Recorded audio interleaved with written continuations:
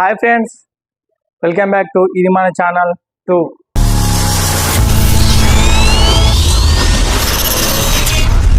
Friends, YouTube open చేస్తే చాలు Nagabhavitha, snake girl, Nagabhavitha interview, latest news, Nagabhavitha నిజ స్వరూపము, బట్టబయలు చేసిన అశ్విన్ గారు, ఇట్లాంటి అన్ని కూడా మళ్ళీ రిపీట్ వస్తూనే ఉన్నాయి.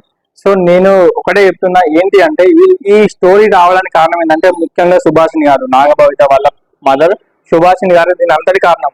ఒకసారి అయిపోయిన స్టోరీని ఎక్కడెక్కడ ఆమె చదువుకుంటాను ఒక ఇంటర్వ్యూలో చెప్పింది ఆల్రెడీ, ఈ96లో ఇంటర్వ్యూలో చెప్పింది, మిగతా ఇంటర్వ్యూలో కూడా చెప్పింది, నేను ఇకపై చదువుకుంటాను, నాకు ఏ తవ్వకాలు అవసరం లేదు అట్లని చెప్పి నేను ఫేక్ కూడా చెప్తలేను. కాకపోతే నాకైతే చదువు మీద ఇక్కడి నుంచి చదువు నా గోల్ మీద చూసుకుంటాను. ఎందుకంటే అశ్విని గారు అక్కడికి రావడానికి ఇష్టపడలేదు కాబట్టి నేను కూడా కాంప్రమైజ్ అయినా అని చెప్పి చెప్పినాక కూడా ఇంకా మళ్ళీ సుభాషిణి గారు మళ్ళీ ఇంటర్వ్యూలు తెప్పించుకొని అశ్విని గారు ఇట్లా మాట్లాడారు, అశ్విని గారు ఇట్లా చదువు చోళ రాజు ఆయన మీదకి వస్తుందంట ఇదంట అని మళ్ళీ కావాలని మళ్ళీ ఒక కొత్త స్కెచ్ చేస్తారు వీళ్ళిద్దరు.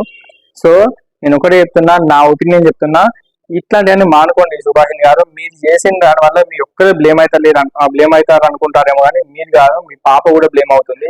వాళ్ళు ఒకటే కాదు, మీ పెద్ద కూతురు చిన్న కూతురు కూడా దీంట్లోకి వాళ్ళ ప్రస్తావన రావడం జరుగుతుంది. సో ఒక వ్యక్తి దగ్గర ఒక మాట, ఒక రూమర్స్ అనేది మీ దగ్గర ఆరోపణలు అనేవి మీ మీద వస్తున్నాయి కాబట్టి మీరు ఇంకా జాగ్రత్తగా ఉండాలి. అంతే తప్పగా మీరు ఇంకా దానికి నేను ఒకటంటే రెండంటే మూడంటారు ముందుకు పోతే లాస్ట్కి మీకు వచ్చేది ఏముండదు. కాకపోతే మీకే చెడ్డ పేరు వస్తుంది. మీరు ఒక మంచి దారిలో పోతారా అని మీ ఆలోచనలో ఉన్నప్పటికీ కూడా మీరు ఏ దారిలో పోతారా అనేది అందరికి అర్థమైపోయింది కాబట్టి, సో అందరు కూడా అర్థమైపోయింది మొత్తం మీరు చేసిన ప్రతి ఒక్క పని గురించి ఒక క్లారిటీ ఉన్నప్పటికీ మళ్ళీ మీరు రిపీటెడ్ గా ఇంటర్వ్యూలు ఇవ్వడం కానీ వీళ్ళు ఇంటర్వ్యూలు తీసుకునే వాళ్ళకి కూడా చెప్తున్నాం. ఎందుకంటే మాకు కూడా చూసి బోర్ అనిపిస్తుంది కాబట్టి దయచేసి వీళ్ళ ఇంటర్వ్యూలు అనేవి తీసుకోండి అని వేరే టాపిక్ ఏమంటే తీసుకోండి. ఇదే రిపీట్ టాపిక్ అయితే జనాలకు కూడా బోర్ అనేది పడుతుంది. తర్వాత అశ్విన్ గారు ప్రతి ఇంటర్వ్యూలో ఆయన కాల్ ద్వారా కానీ ఆయన ప్రతి ఒక్కరికి కాల్ అని అటెంప్ట్ చేస్తున్నారు, రిసీవింగ్ చేసుకుంటున్నారు.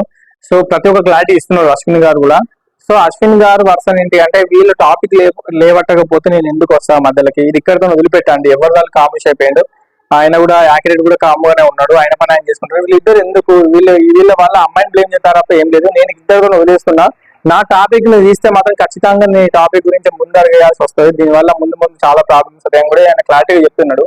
అయినప్పటికీ కూడా ఈమె తప్పును కప్పిపుచ్చుకోవాలనుకో లేకపోతే ఇంకా ఇంటర్వ్యూలో కనబడాలనుకో మళ్ళీ ట్రై చేస్తున్నారు. తప్పు, ఇది ఇట్లా చేయకండి. ఎందుకంటే పాపం ఆ భవిత గురించి ఆలోచించండి. ఆమె స్టడీ చదువుకుంటాను, ఆమెను ఎంకరేజ్ చేయండి తప్ప ఆమెను తప్పు దోవలో తీసుకొచ్చింది మాత్రం మీరే. ఈ స్కెచ్ మొత్తం మీరే వేసిరని అర్థమవుతుంది క్లారిటీగా. సో మీ తప్పు ఉన్నప్పటికీ లేనప్పటికీ నేను ఒక వ్యూవర్ గా నేను కూడా ప్రతి ఒక్కరు చూస్తున్నా మీ వీడియో ఫస్ట్ నుంచి 6 months బిఫోర్ నుంచి ఇప్పుడు కంటిన్యూ చేస్తున్నా. నాకే అనిపించింది మరి ఇంత ఘోరంగా స్కెచ్ చేసేదా అని.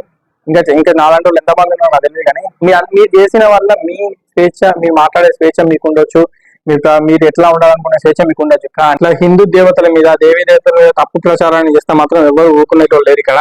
అండ్ ఇంకోటి ఏంటంటే మతపరమైన కలహాలు రేపెత్తే విధంగా ఈ మధ్యలో మళ్ళీ అఘోరి మాత కూడా చూస్తున్నాం. ఈమెమో వెమ్లవాడ దగ్గరికి వెళ్ళి అక్కడి నుంచి దర్గా ఇవన్నీ పిచ్చి మాటలు.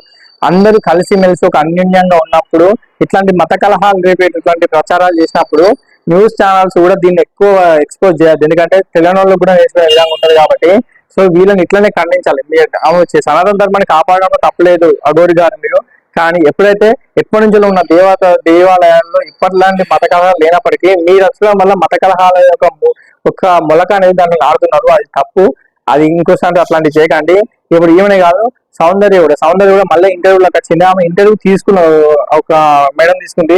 సో దాంట్లో కూడా ఆమెను మళ్ళీ కూడా బ్లేమ్ చేద్దామనే ఉద్దేశంతో తీసుకున్నారో ఎట్లయితే తీసుకున్నారో తెలియదు, కానీ దయచేసి ఇక వాళ్ళు అయిపోయినప్పుడు వాళ్ళని రిపీటెడ్ గా మళ్ళీ ఇంటర్వ్యూలు తీసుకొని మళ్ళీ వాళ్ళని పబ్లిక్ చేసి మళ్ళీ వాళ్ళే బ్లేమ్ అయ్యేటట్టు అయిపోతున్నారు కాబట్టి.